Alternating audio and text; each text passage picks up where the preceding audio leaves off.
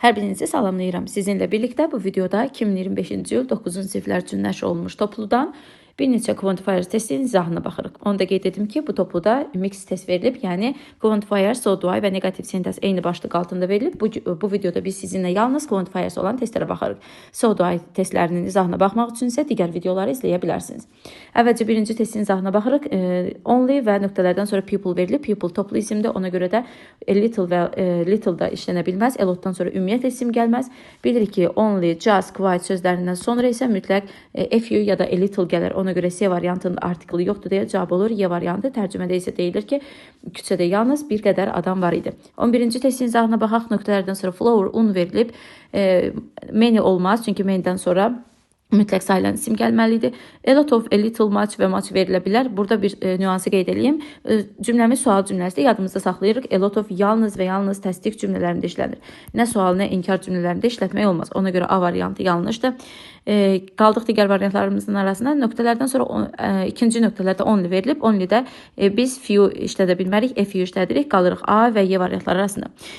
Bu nüansda bir yerə diqqət etməlisiniz. Əgər birinci cümlədə ismin adı çəkilibsə, ikinci cümlədə onun adı çəkilmədən biz quantifiers, yəni kəmiyyət bildirən bir söz işlədə bilərik. Lakin burada diqqətli olmalı olduğumuz bir nüans odur ki, birinci nöqtədəki isim sayılandırsa, mütləq ikinci nöqtədə də onu sayılan kimi əvəz eləyirik. Birinci nöqtədəki isim sayılmayandırsa, ikinci nöqtədə də onu nəzərə almalıyıq. Yəni, ikinci nöqtədə few işlətmək olmaz, çünki few, flour mənasını verə bilmərik. Tərcümədə deyir ki, ikisi də heç un var, biz də deyirik yalnız bir qədər. Bir qədər nə var? Un var. Ona görə də biz burada a few işlədə bilmərik, cavab olur Y variantı.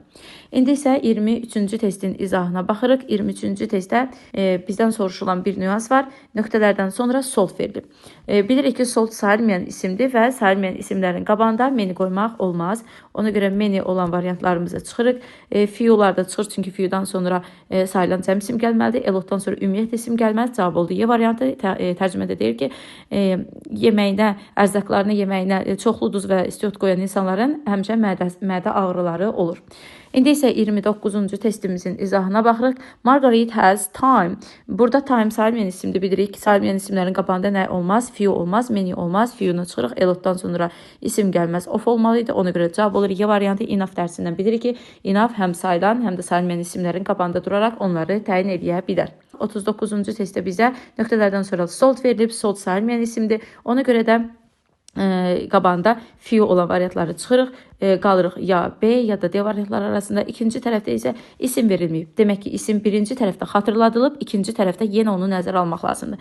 Ona görə də biz burada many işlədə bilmərik. Çünki birinci cümlədə deyilən duz sözü ikinci cümləyə də, ikinci nöqtəyə də aiddir və biz duzun qabağına many qoya bilmərik. Many çoxlu və sayılan isim deməkdir və sayılan isimlərlə işlənir. Tərcümədə deyir ki, don't forget to add only a little salt in the salad, not much.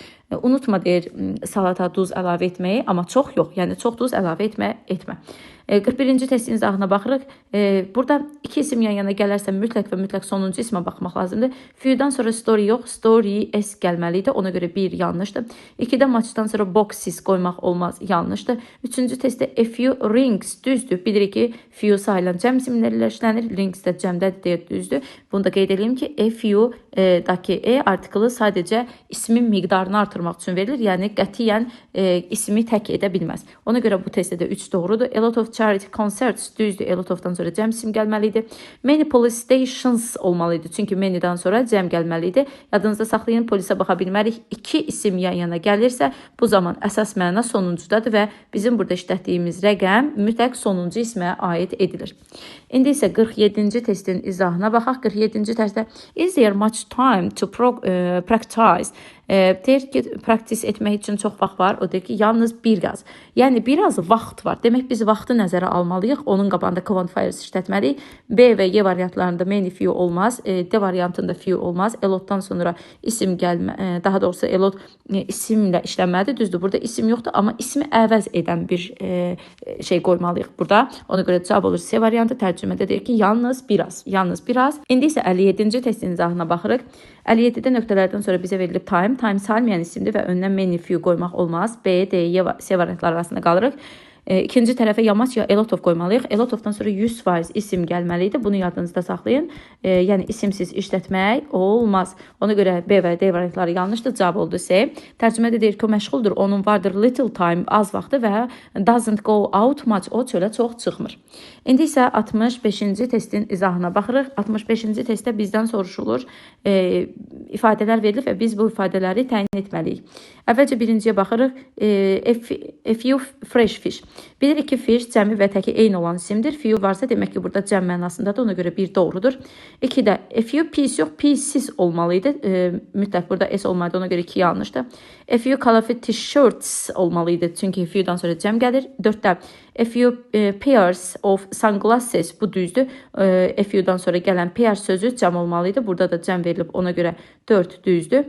5-ci testdə isə a few sheets of paper düzdür. Sheets cəmdədir, few cəmdədir. Of-dan sonraya təsir etmir. Of-dan əvvələ baxmaq lazımdır. Bir neçə vərəq, yəni səhifələr, kağız. Demək ki, 5-də doğrudur. Cavab oldu 1, 4, 5, D variantı.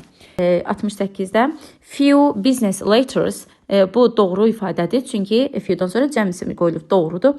İkinci testdə few drops olmalıydı. Few-dan sonra cəm gəlməlidir. Yanlışdır. Üçüncü testdə a few pieces, daha doğrusu a little pieces of music. Bu səhvdir çünki little-dan sonra cəm isim gəlməz. 4-də isə a little juice, düzdür. Biraz meyvə şirəsi.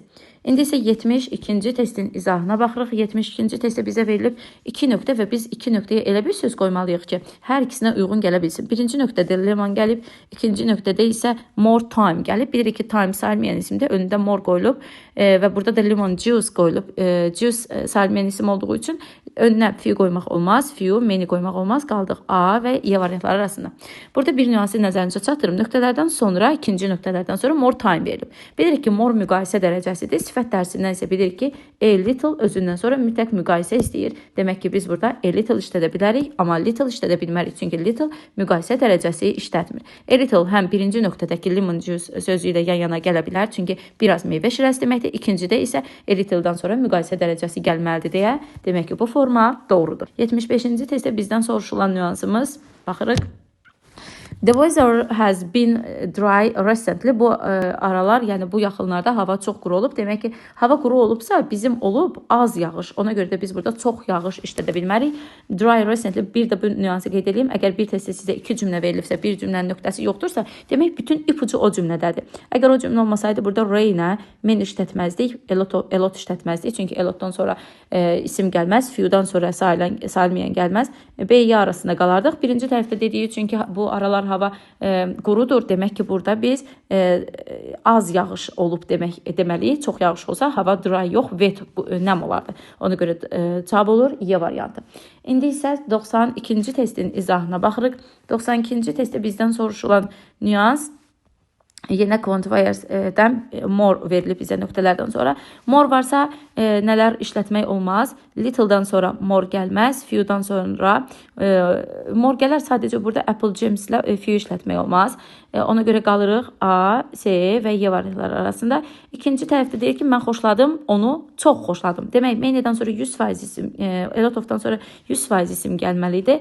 Many-dən sonra yenə isim gəlməliydi və burada hər hansı bir cəm isim verilmir ki, biz düşünək ki, many onu əvəz edir. Ona görə many variantı da yanlışdır. Cavab oldu. Y variantı tərcümədə deyir ki, can you give me a little more of that apple jam? Sən mənə biraz daha apple jam verə bilərsən? Bayaq qeyd etdiyimiz kimi a little-dan sonra more gələ bilər. O isə deyir ki, arxasıca deyir ki, mən xoşladım onu çox. İndi isə 102-ci testin izahına baxırıq. 102-də bizdən soruşulub few-dan sonra shops. Demək, bu doğrudur. Few-dan sonra shops gələ bilər. Cəm isimdir. A little-dan sonra slices gəlməz. A little-dan sonra cəm isim gəlməz. Üçüncü testdə matchdan sonra bars olmaz. Match sayılmayan isimdə işlənir. Few advertisements doğrudur. Az elanlar. Demək, cavab oldu 1, 4. 103-cü testin də izahına baxırıq. A lot of books, bu doğrudur. Much students olmaz. Many students olmalıydı. 3-də few-dan sonra tourists doğrudur. 4-də many-dən sonra homework yox. Much homework olmalıydı. Ona görə burada isə cavab oldu 1, 3. İnşallah quantifiers ilə bağlı bütün çətinliklərinizi bu video ilə həll edə bilərsiniz. Növbəti videolarda görüşərik.